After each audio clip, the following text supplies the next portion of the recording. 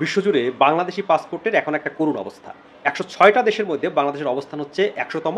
মাত্র ৩৮টা দেশেই বাংলাদেশ ভিসামুক্ত সুবিধা পেয়ে থাকে, সেটাও কাগজে কলমে। বাস্তবে ২-৩টি দেশের বেশি হবে না যেখানে বাংলাদেশি পাসপোর্ট কিছুটা ভ্যালু পায়। তো বাংলাদেশের এই করুণ অবস্থার পেছনে কতগুলো কারণ আছে, সেই কারণগুলো আমরা সবাই কম বেশি জানি। যুক্তরাজ্য ভিত্তিক হেনলি অ্যান্ড পার্টনার্স এবং তারা বলছে যে ১০৬টি দেশের মধ্যে বাংলাদেশের অবস্থান ১০০তম, যা এখন বিশ্বের ৭ম দুর্বলতম পাসপোর্ট।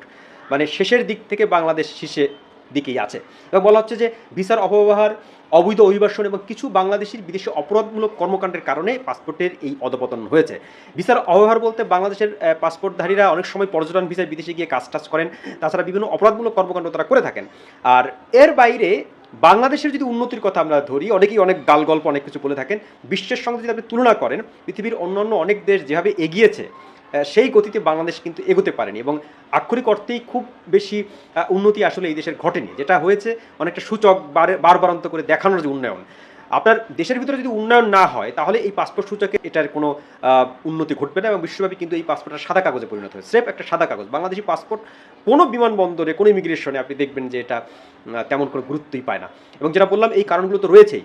তো এবছর বাংলাদেশের অধপতন হয়েছে, ৩ ধাপ বাংলাদেশ নিচে নেমে গেছে। আগে ৯৭তম ছিল, এখন ১০০তম হয়েছে।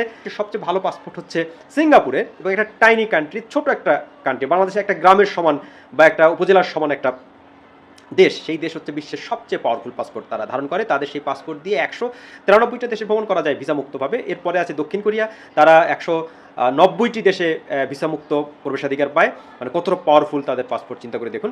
আর তৃতীয় হচ্ছে জাপান, তারা মোটামুটি ১৮৯টি দেশে সেই পাসপোর্ট ব্যবহার করে জাপানিজরা অন্য দেশে যেতে পারেন। এবং ইউরোপের অনেক দেশও এবার পিছিয়ে গেছে। মানে এশিয়ার ৩টি দেশেই পাসপোর্টের শীর্ষস্থান দখল করে রেখেছে, কিন্তু বাংলাদেশ পারছে না। কেন পারছে না? তার উত্তরটি যেরকম বললাম, যে ভিসার অব্যবহার, বিদেশে গিয়ে নানা রকমের অপরাধমূলক কর্মকাণ্ডে জড়িয়ে পড়া, অবৈধ অভিবাসন। বাংলাদেশ যদি সত্যিকার অর্থে উন্নতি করতো তাহলে তো মানুষকে অবৈধ যেতে হতো না।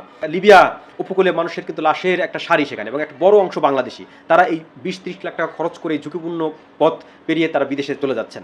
তো এই বিষয়গুলো কিন্তু পাসপোর্টের নেতিবাচক প্রভাব ফেলে পাসপোর্টের উপর। আর দেশের ভিতরে যদি সত্যিকার অর্থে উন্নতি হতো তাহলে তো মানুষ দেশেই থাকতো। এবং দেখেন, যেসব দেশ পাসপোর্টের সবচেয়ে উপরে আছে সেসব দেশের নাগরিকরা বিদেশে খুব একটা গিয়ে স্থায়ী হয় না। তারা নিজের দেশেই থাকতে স্বাচ্ছন্দ্য বোধ করে, কারণ সেখানেই সব ধরনের নাগরিক সুযোগ সুবিধা এভরিথিং সেখানে পাওয়া যায়। বাংলাদেশের পাসপোর্ট তখনই উন্নতি হবে যখন বাংলাদেশ দেশ হিসেবেই উন্নতি ঘটাতে পারবে।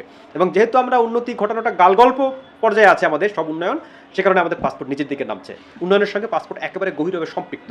উন্নয়ন হলে পাসপোর্ট শক্তিশালী হবে, উন্নয়ন না হলে পাসপোর্ট দুর্বল হবে। এটাই স্বাভাবিক। দর্শক, ভালো থাকবেন সবাই। কথা হবে নতুন কোনো ভিডিওতে।